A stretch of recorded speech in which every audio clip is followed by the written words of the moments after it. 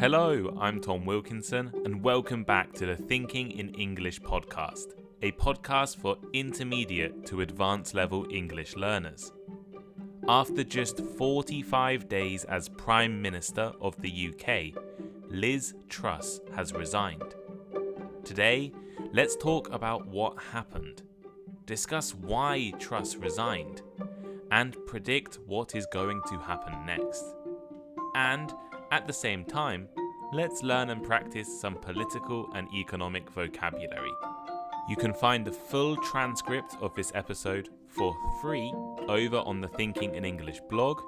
Check out my Instagram, Thinking in English Podcast, for more content, and leave a like, rating, or review wherever you are listening right now. Here is today's vocabulary list. As always, the written list is available in the description of the podcast and also on my blog, thinkinginenglish.blog. Rebellion. Rebellion. Action against those in authority.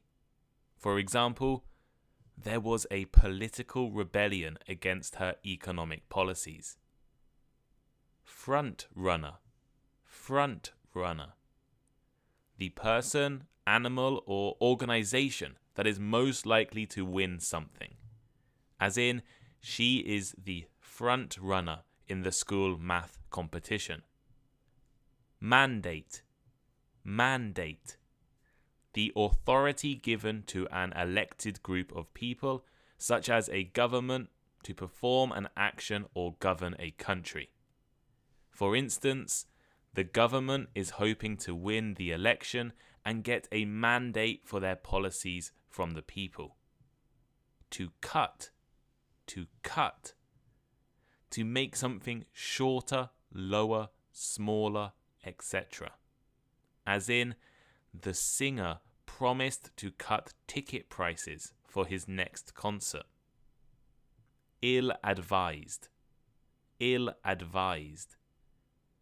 Not wise, and likely to cause problems in the future. For instance, he made an ill-advised investment in the property market. To sell off. To sell off. To charge a low price for something, to encourage people to buy it. As in, the supermarket is selling off bananas at half price. On the brink of something. On the brink of something. If something is on the brink of a bad situation, it is likely the situation will happen soon. For example, the country is on the brink of civil war. General election. General election. An election in which the people living in a country vote to choose the government.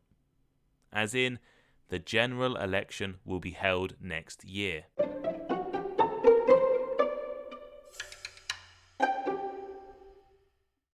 Liz Truss has resigned as the Prime Minister of the UK after only 45 days in power, the shortest time of any British leader in history.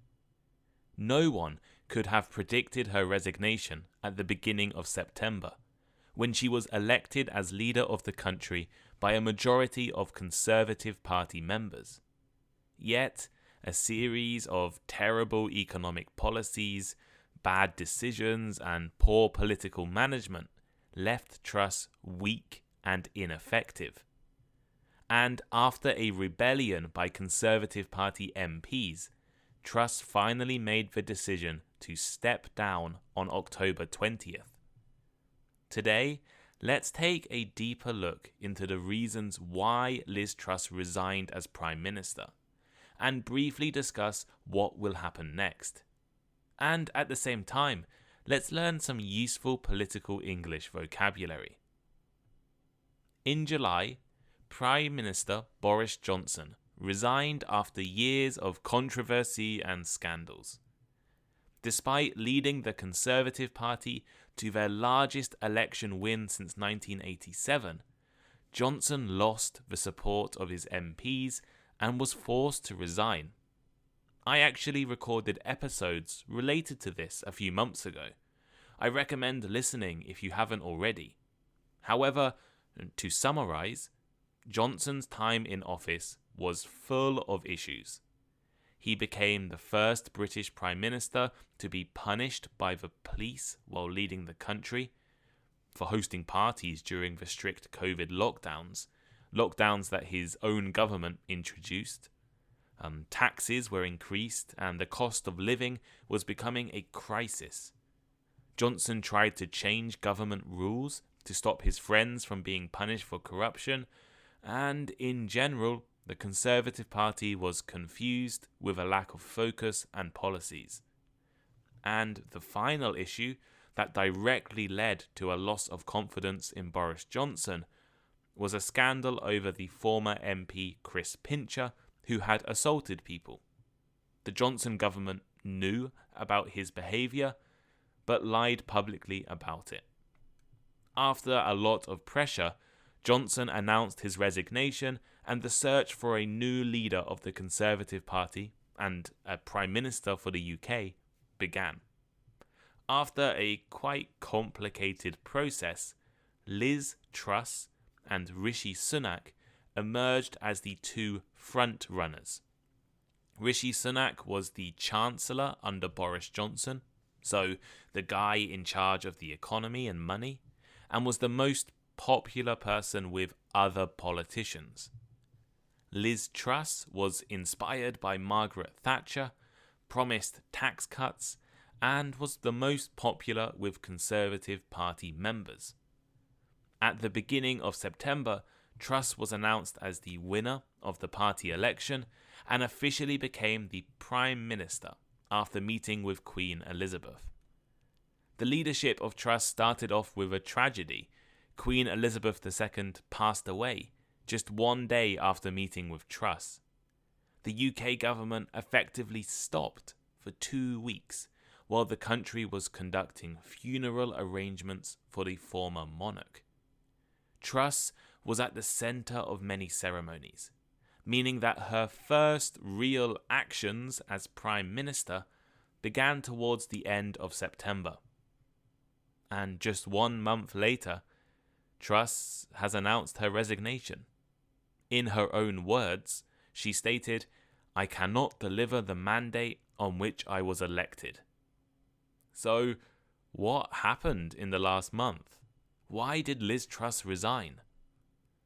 Well, as I already mentioned, Truss replaced Boris Johnson as the leader of the Conservative Party. And due to the structure of British politics, the leader of the largest political party automatically becomes the Prime Minister of the country. This means that Truss did not win a general election. She was not voted for, or her party was not voted for by everyone. Boris Johnson, despite his controversial behaviour, had a mandate from the whole UK after winning a general election in 2019. But Truss only had the support from just over half of the Conservative Party members. Truss won the support of the Conservative Party members with an economic plan that only appealed to them. It was not good for the entire country, and it was not even good for all Conservative Party supporters, but it was enough to get her elected. But as Prime Minister, there was no way her ideas would be popular nationally. Moreover, she was not the first choice of her colleagues in Parliament. Rishi Sunak received the most votes from Tory MPs, and many Conservatives were worried about Truss's economic ideas and her ability to govern the country. Her rivals, including Rishi Sunak, warned that Truss's plan was risky and the Conservatives would probably not win the next election with such policies. But it was what the party members wanted. They wanted tax cuts. When Truss won the party election, she refused to give roles to anyone who had supported her rivals in the election. This meant that many of the most experienced Conservative Party politicians were just pushed away, and experts criticised her government for having a lack of talent. And in just under a month, the two most senior officials in the UK government, apart from the Prime Minister, so the Chancellor and the Home Secretary, were both fired. The political crisis in the UK began with an economic mess. Truss inherited an already struggling economy. Inflation was at record levels, the UK recovery from the pandemic was slower than expected, energy prices were incredibly high due to Russia's war in Ukraine and an incredibly hot summer. Truss was elected by the Conservatives on the promise of cutting tax. And that is exactly what she did. On September 23rd, Kwasi Kwarteng, the former Chancellor of the UK, introduced the UK's largest tax cuts in over 50 years. The idea was that by cutting tax, people will have more money. And as they have more money, they will spend more money, and therefore push the UK economy forward. The problem is that this economic policy has never really worked. The tax cuts were aimed to help the richest people in the UK and large corporations, and they would have cost the UK around £45 billion over a 5-year period. Giving extra money to rich people does nothing really to help the UK economy, as the people are already rich and will likely not spend any more money than they already do. Truss's economic plan was described as Trussonomics, a reference to the economic ideas of former US President Ronald Reagan's Reaganomics. It quickly became clear that the tax cuts were ill-advised. The Monday after the policy was announced, investors rejected the plan. International financial markets began to sell off UK assets, pushing the Great British Pound, the UK currency, to a value of just $1.03, the lowest ever level. Investors also began selling UK government bonds, something that rarely happens, as government bonds are usually considered safe investments. The sell-off was so extreme that the UK Central Bank, the Bank of England, was forced to purchase £65 billion of bonds to calm the markets and rescue the UK pension scheme. In fact, the pension scheme was on the brink of collapse. The International Monetary Fund publicly criticised the UK government's policy, an unprecedented action against one of the world's biggest and most influential economies. According to the IMF, the nature of the UK measures will likely increase inequality. Although initially standing by the policies, then Chancellor Kwasi Kwarteng announced a partial reverse of the policy on October 3rd. The government's reputation had become so bad that Liz Truss was recorded as being the least popular Prime Minister in UK history. And in an attempt to rescue her time in office, she sacked Kwarteng on October 14th. His replacement, Jeremy Hunt, immediately reversed Truss's economic plan and criticised her idea of borrowing more money to fund tax cuts. In the days before her resignation, there were articles across the media describing Liz Truss as powerless and stating that Jeremy Hunt was now the unofficial Prime Minister. One MP reportedly told the BBC that Jeremy Hunt is de facto PM. I don't see the point of Truss. Many Conservative Party politicians believe that Truss's reputation and authority would never recover.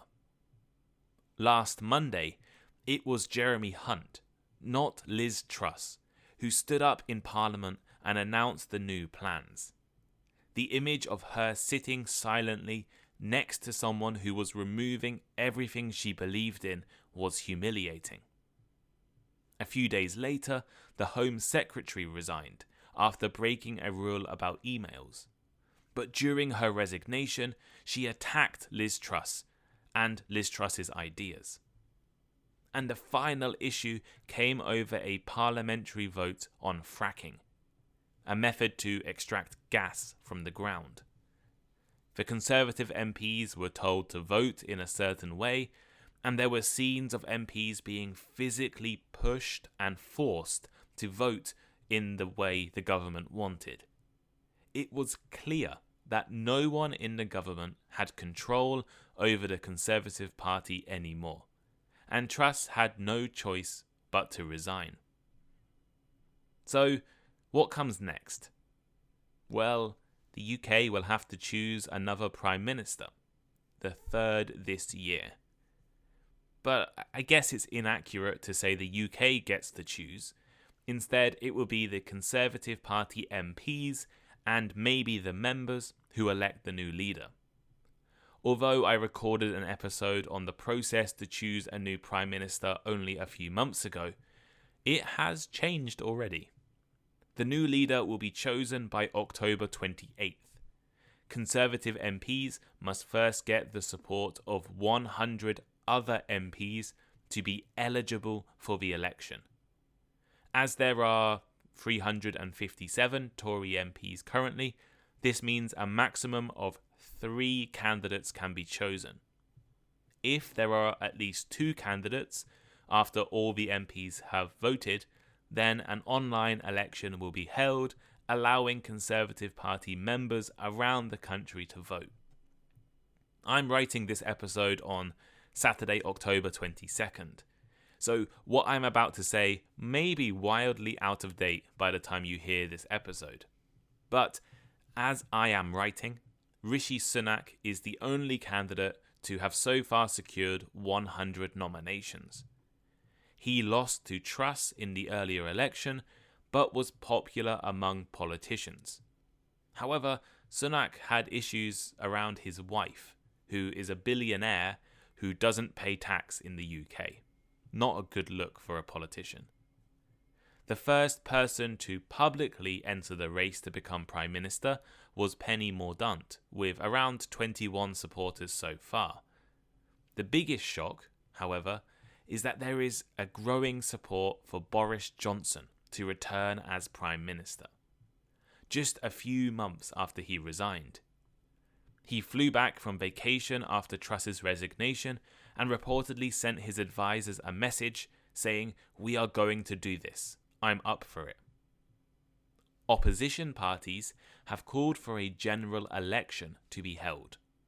Labour Party said that the British people deserve so much better than this revolving door of chaos. However, as the next election is not scheduled until 2024, it seems unlikely the new Conservative leader will make this decision. And there have also been calls for Truss not to use a fund given to former Prime Ministers. Former Prime Ministers are allowed to use up to £115,000 a year to run their office and fund activities like international meetings. But as Truss was only in office for 45 days, many people believe she shouldn't use the money. And finally, the UK economy is also uncertain. While the policy reversal has helped stop a complete economic collapse, there are still a lot of issues. Inflation is terrible. UK energy prices are increasing at record rates. And no one trusts the Conservatives.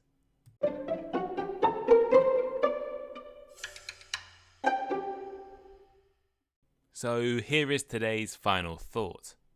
Today I have tried to explain why Liz Truss resigned as the Prime Minister of the UK.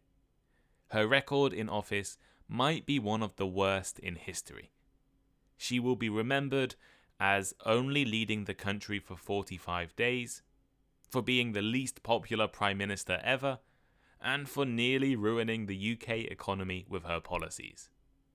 What happens next? No one knows. But I personally believe the UK needs a full general election. The people need to be given the choice over who the next leader of the country is. We can't let a small number of MPs and Conservative Party members make more terrible decisions for the country. But what do you think? Should Boris Johnson become Prime Minister again? Who is the worst leader in your country's history? Let me know by leaving a comment on Spotify, a comment on the blog, thinkinginenglish.blog, or leave a comment or send me a message on Instagram, I guess. You can message me on Instagram and let me know your opinions. While you're over on Instagram, check out some of the reels I upload and some of the content and some of the personal posts about my life. I went to Disneyland recently, so I put some pictures of my trip to Disneyland on Instagram. And later this week, there's going to be quite a few reels being uploaded and things like that. And as you're listening right to the end of this episode, I think I'll give you a little exclusive piece of information. We are launching a YouTube channel. So Thinking in English is going to become a YouTube channel as well as a podcast. We will be uploading the full podcasts, or some of the full podcasts, to YouTube in a read-along format, and some others in a more graphic format with images and animations. So the read-along format, you'll be able to listen to the podcast and read the transcript at real time at the same time on YouTube. And vocabulary will also pop up on the screen as well. But we are just starting, right? We're just starting this. So we really appreciate any feedback. So the first videos are scheduled to be sort of uploaded in the beginning of November. So next week. So hopefully you all enjoy it. And you'll all go over to YouTube and subscribe to Thinking in English on YouTube. And if you want to support Thinking in English, the best way is to support me on Patreon. Patreon is a platform allowing podcast listeners to support podcasters like myself. And in return for giving a small amount of money each month, you'll be able to join our conversation club. You'll be able to listen to bonus episodes every week. And if you subscribe to the highest level, you'll be able to have conversations with myself. In addition, we have discounted English classes with other ESL tutors. We have, and we're going to do so much more in the future. There's going to be courses. There's going to be background bonus information. We're thinking of doing maybe games and quizzes and lots of different things to allow you to speak in English, practice English, and make friends or make connections with other English learners around the world. We have members from Japan, Taiwan, China, Indonesia. We have members from Slovakia, from Germany, from Poland, from Italy, from everywhere. We have members from Mexico and Brazil and Venezuela and so many different places. There's people in America, there's people in the UK. And everyone is so committed to learning English, improving their skills. And I think you would love to join. So please consider joining the Patreon. It really helps me. If you can't join the Patreon, there are a few other ways you can support me. You could leave a donation if you wanted to. You could buy something off Amazon using one of my Amazon links. So if you go on to Thinking in English, and especially if you want to have a look at the books on there, you can buy something using the link. You can share with your friends, or you can just keep listening. And of course, how could I forget? Leave a rating on Spotify or a review on Apple. They are really, really important. I think we're at 3.1, so 3,100 5-star ratings on Spotify, which is absolutely incredible. I wonder if we can get to 5,000 by the end of the year. That would be insane. So thank you all for listening. Sorry this end conclusion bit has gone on quite long, but I pre-recorded most of the episodes for the last 3 weeks, so I haven't had the chance to talk to you guys in real time recently. And I've just moved out of my apartment as well, so yeah, it's been a stressful few weeks, but hopefully we'll get back into the swing of things with the podcast soon. So thank you for listening, and I will speak to you next time. Goodbye.